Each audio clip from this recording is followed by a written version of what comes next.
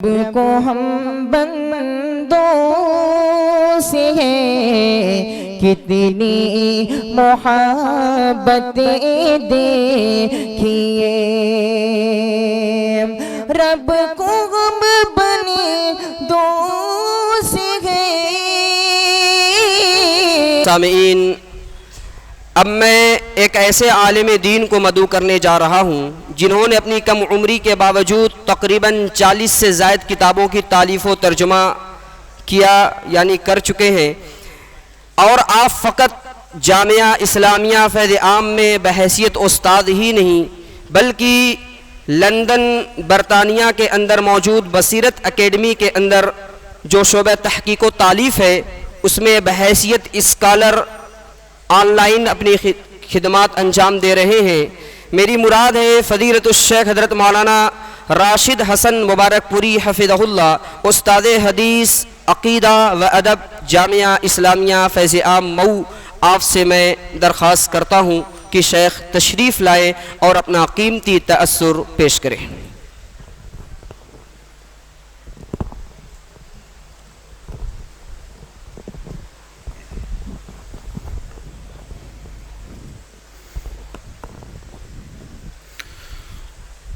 السلام علیکم ورحمۃ اللہ وبرکاتہ۔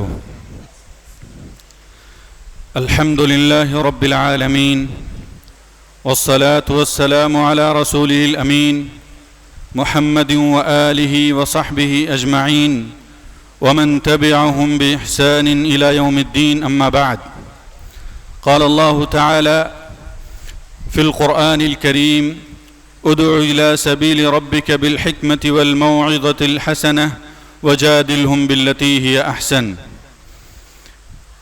صدر گرامی قدر بقیت السلف حضرت مولانا عبد الرحمن صاحب مبارک پوری حفظہ اللہ، جامعہ اسلامیہ انوار العلوم کے ناظم اعلیٰ حضرت مولانا مظہر الحق مدنی حفظہ اللہ، حضرت مولانا عبدالعزیز مکی حفظہ اللہ، اور اس مجلس اور اس بزم کے مرکز توجہ اور مرکز نگاہ حضرت مولانا محمد مقتدی عمری اعظمی حفظہ اللہ، اور دیگر سامعین اور علماء کرام اور حاضرین، تاب دیوار و درش تاز کنم عہد قدیم، گاہ از کوچ معشوق خود می گزرم۔ حضرات گرامی قدر، بہت ہی خوشی کی بات ہے کہ آج کی یہ بزم تذکرۃ المناظرین جلد سوم کے حوالے سے، جو حضرت مولانا محمد مقتدی عمری اعظمی حفظہ اللہ کی تالیف مستطاب ہے، اس کے حوالے سے یہ بزم سجائی گئی ہے۔ سب سے پہلے میں آپ کو مبارکباد دینا چاہتا ہوں کہ ایک طویل جد و جہد کے بعد آپ نے یہ عظیم الشان کتاب ہم سب کے سامنے پیش کی، دنیا کے سامنے پیش کی۔ اللہ سبحانہ و تعالی ہماری محنتوں میں اخلاص عطا فرمائے اور مزید جد و جہد کرنے کی توفیق عطا فرمائے۔ تاثراتی باتیں آتی رہتی ہیں اور آتی رہیں گی۔ کچھ باتیں میں مناظرے کے حوالے سے بھی آپ حضرات سے کہنا چاہتا ہوں۔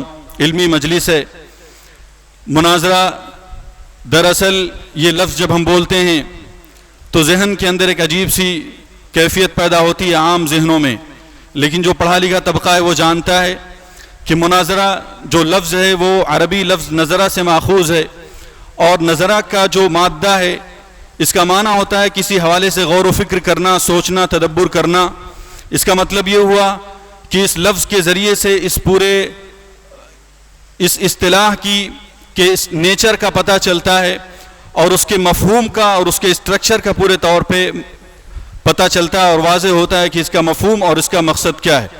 ظاہر ہے کہ اس کا بنیادی مقصد کسی بھی حوالے سے غور و فکر کرنا، اور غور و فکر کرنے کے بعد مختلف حوالوں سے جد و جہد کے بعد دلائل پیش کرنا، اور اس کے ذریعے سے حق کا اثبات کرنا اور باطل کا ابطال کرنا، یہ بنیادی مقصد مناظرے کا ہوتا ہے۔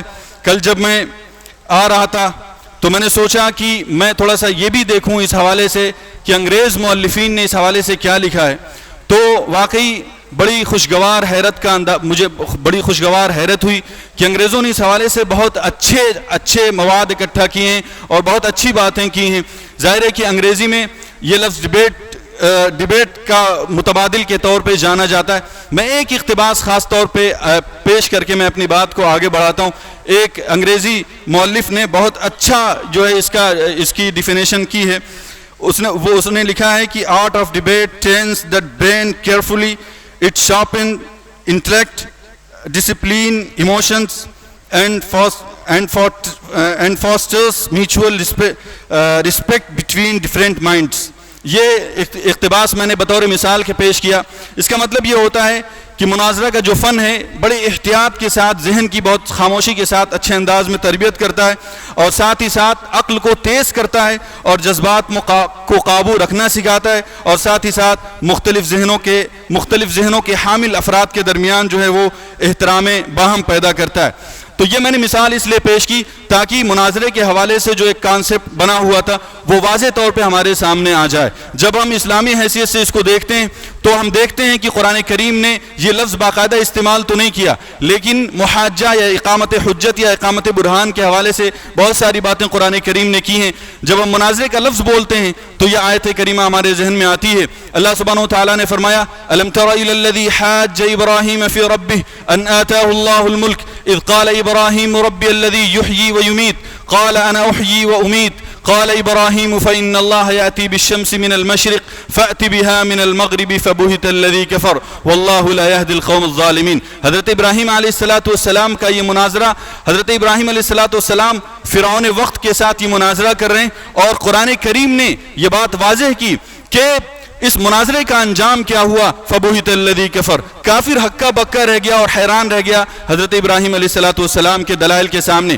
تو مناظرے کا بنیادی مقصد یہ ہے کہ حقائق کو ثابت کرنا, لڑنا جھگڑنا نہیں مراد ہے, اس سے مباحثہ کرنا اور دلائل کے ذریعے سے اپنی بات کو ثابت کرنا. یہ بہت ہی بنیادی چیز ہے. خاص طور پہ ہم جب اور آگے بڑھتے ہیں اور مناظرے کے حوالے سے بات کرتے ہیں تو سب سے پہلا نام ہمارے ذہن میں آتا ہے امام السنہ امام احمد بن حنبل رحمہ اللہ کا.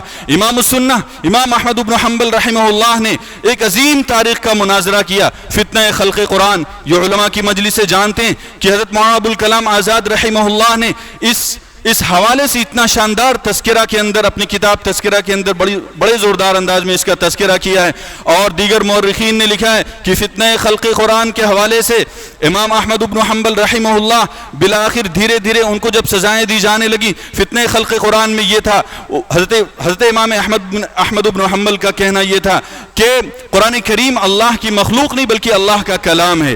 یہ اس بات کو لے کر کے اس وقت کی پوری حکومت اور سارے افراد اور پورا معاشرہ امام احمد بن حنبل رحمہ اللہ کے خلاف ہو گیا. لیکن امام احمد بن حنبل رحمہ اللہ اکیلے کھڑے رہے. اور تاریخ میں علماء نے خاص طور پہ سیرت نگاروں نے یہ بات لکھی ہے کہ امام احمد بن حنبل نے تنہا اس عہد میں اس پورے مناظرے کا مقابلہ کیا اور اللہ سبحانہ و تعالیٰ نے آپ کے ہاتھوں شکست فاش دی. اور آج ہم یہ کہہ سکتے ہیں کہ اس فتنے کا جڑ سے خاتمہ ہو گیا.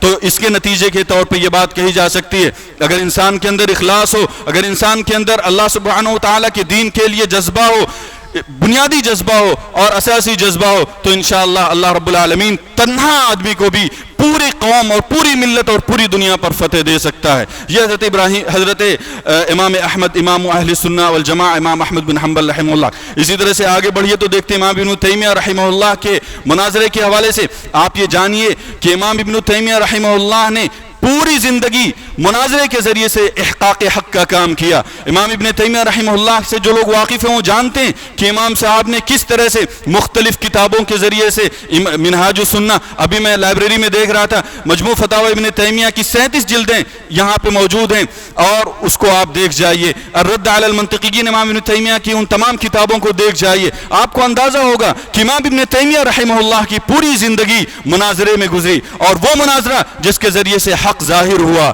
اور باطل کو شکست فاش ہوئی. آج بھی ان کی کتابیں دنیا بھر میں پڑھی جا رہی ہیں اور آج بھی باطل فرقے اپنے آپ کو کمزور محسوس کرتے ہیں ان کے دلائل کے سامنے, اور آج بھی باطل شکست فاش پاتا ہے ان کے اقوال اور ان کے جو ہے وہ کتابوں کے سامنے. تو یہ ایک تاریخ ہے ہماری مناظرے کی, اور اس تاریخ کے ذریعے سے ہم اللہ سبحانہ و تعالیٰ کے دین کو غالب کرتے ہیں اور اللہ سبحانہ و تعالیٰ کے دین کو غلبہ نصیب ہوتا ہے اس تاریخ کے ذریعے سے. اور آگے بڑھیں تو دیکھیں شیخ الاسلام محمد بن عبد الوہاب رحمہ اللہ, آپ جو لوگ واقف ہیں وہ جانتے ہیں کہ شیخ الاسلام محمد بن عبد الوہاب رحمۃ اللہ علیہ کا زمانہ ابھی بہت پرانا زمانہ نہیں ہے, بلکہ آپ کو کہا جاتا ہے 12ویں صدی ہجری کے مجدد کے طور پہ آپ کو جانا جاتا ہے. 1206 ہجری میں آپ کا انتقال جانا جاتا ہے. آپ کے ذریعے سے آپ نے جو تحریری مناظرے کیے خاص طور پہ, اور تحریری اور جا کر کے مناظرے کیے اور عملی طور پہ باطل کو شکست فاش بھی دی, یہ تاریخ کا ایک روشن باب ہے. اور اس باب کو جن لوگوں نے دیکھا ہے وہ جانتے ہیں کس طرح سے اللہ سبحانہ و تعالیٰ نے آپ کو اخلاص کی قوت عطا فرمائی تھی, اور آپ کے ذریعے سے کس طرح سے دین کو غالب کیا, شریعت اسلام کو غالب کیا. اور سعودی عرب کے اندر آج بھی جو توحید اور سنت کی بازگشت سنائی دیتی ہے, کہیں بھی شرک اور بدعت کا کوئی دورہ نہیں, شرک و بدعت کی کہیں کوئی بات نہیں, صرف اور صرف سنت کی بات ہے, توحید کی بات ہے, اللہ کی وحدانیت کا اقرار ہے. یہ کہاں سے آیا؟ یہ شیخ الاسلام امام محمد بن عبد الوہاب رحمۃ اللہ علیہ, ان کی محنت تھی, ان کی جانفشانی تھی, ان کی کوششیں تھیں. ان کوششوں کے نتیجے میں سبحان اللہ آج توحید کا غلبہ ہے, آج اس کے اثرات پوری دنیا کے اندر محسوس کیے جا رہے ہیں. بلکہ میں آپ سے عرض کروں تو یہ مبالغہ نہ ہوگا کہ دنیا کے اندر جتنے بھی مدارس اس وقت پائے جا رہے ہیں اور جتنے بھی دین کے کام ہو رہے ہیں, اس میں سعودی عرب کا بہت بڑا دخل ہے. اور میں یہ بات بھی کہہ سکتا ہوں کہ اس سے پہلے یہ جو ہے اس فضل کا جو ہے یہ کریڈٹ دراصل حضرت الامام شیخ الاسلام محمد بن عبد الوہاب رحمۃ اللہ علیہ کو جاتا ہے. ہندوستان میں آتے ہیں تو دیکھتے ہیں سب سے نمایاں نام شیخ الاسلام حضرت مولانا ثناء اللہ امرتسری رحمۃ اللہ علیہ کا ہے. آپ کی وفات 1948 ہجری کے اندر ہوئی. شیخ الاسلام مولانا ثناء اللہ امرتسری رحمۃ اللہ علیہ نے اتنے سارے مناظرے کیے, تحریری مناظرے کیے, تقریری مناظرے کیے, اور ان مناظروں کے ذریعے سے آپ نے تمام جو باطل فرقے اس وقت کے, آریہ سماج ہو, عیسائیت ہو, قادیانیت ہو, اور اس طریقے سے مسلمانوں کے فرقے ضالہ ہوں, ان تمام سے آپ نے مناظرے کیے. حتیٰ کہ بعض فروعی مسائل میں بھی مناظرے کیے, اور اللہ سبحانہ و تعالیٰ نے آپ کو آپ کے ہاتھ کے ذریعے سے شکست دی باطل کو. ایک مناظرہ ہو رہا تھا عیسائیوں کے ساتھ, ایک عیسائی پادری آیا اور اس نے کہا کہ تم سے میں مناظرہ نہیں کر سکتا. کیوں نہیں مناظرہ کر سکتے بھائی؟ تم سے اس لیے مناظرہ نہیں کر سکتا کہ تم مسلمان نہیں ہو. کیوں مسلمان نہیں ہو؟ تمہارے عوام اور تمہارے لوگ تم کو کافر کہتے ہیں. حضرت مولانا ثناء اللہ امرتسری رحمۃ اللہ علیہ نے برجستہ کہا کہ لا الہ الا اللہ محمد رسول اللہ, میں کلمہ شہادت پڑھ کر کے اسلام میں داخل ہوتا ہوں, آؤ تم مجھ سے مناظرہ کرو. وہ کافر, وہ جو ہے وہ عیسائی پادری وہاں سے بھاگ کھڑا ہوا. آپ یہ دیکھیے کہ کتنا برجستہ گو آدمی تھا, یہ کتنے برجستہ گو شخصیت تھے. اللہ سبحانہ و تعالیٰ نے آپ کو مختلف طرح کی خوبیاں عطا کی تھیں, اور بہت سارے دلائل آپ کے ذریعے سے واضح ہوئے, اور سنت اور توحید کے راستے روشن ہوئے.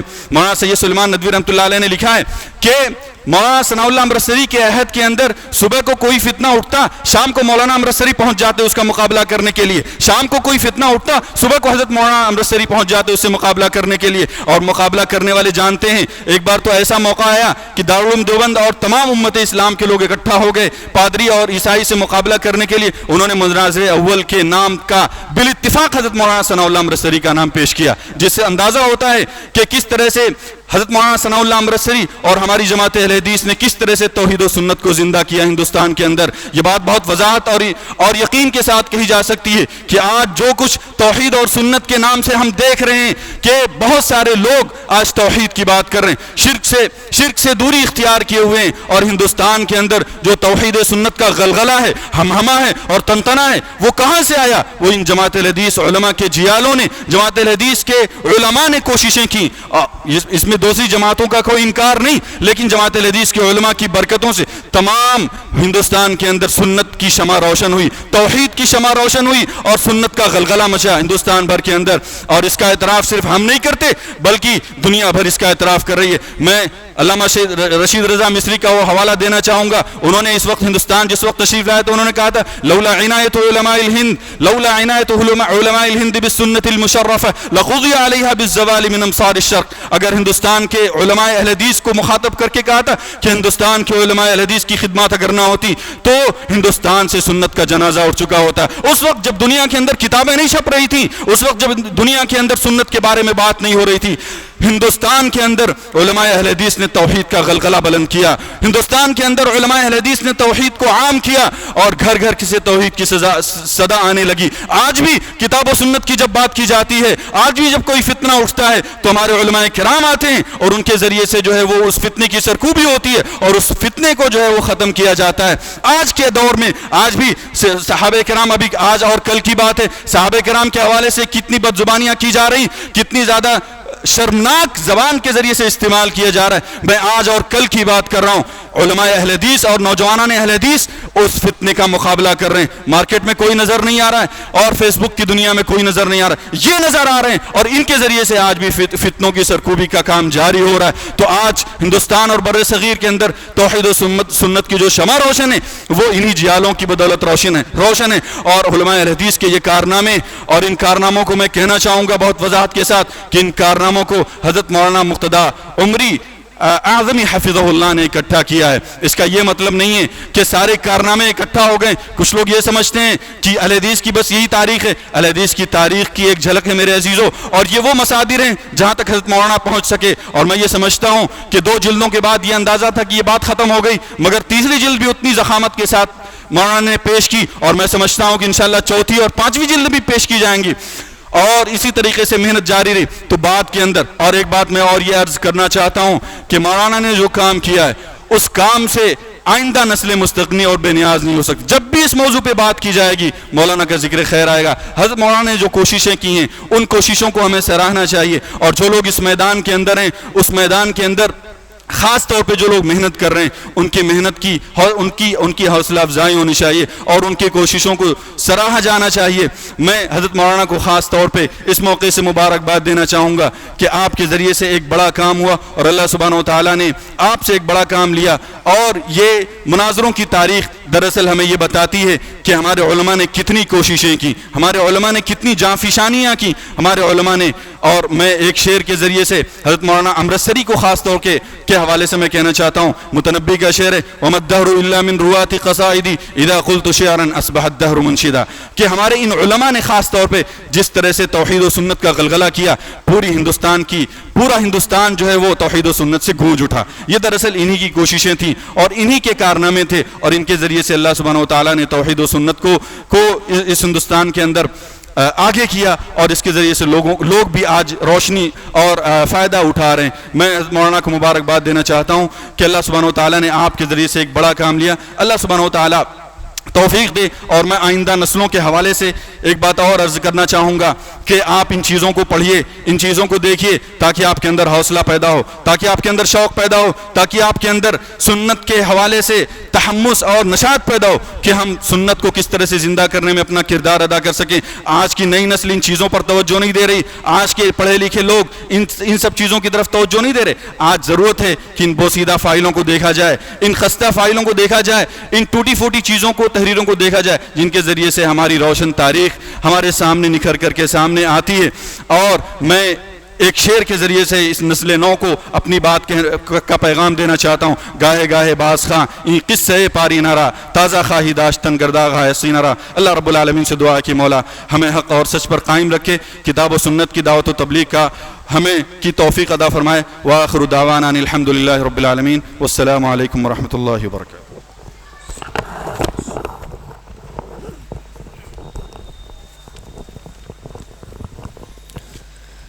ماشاء اللہ جزاک اللہ خیرا و احسن الجزاء. ابھی ہم شیخ محترم سے بڑی ہی قیمتی بات سماعت کر رہے تھے.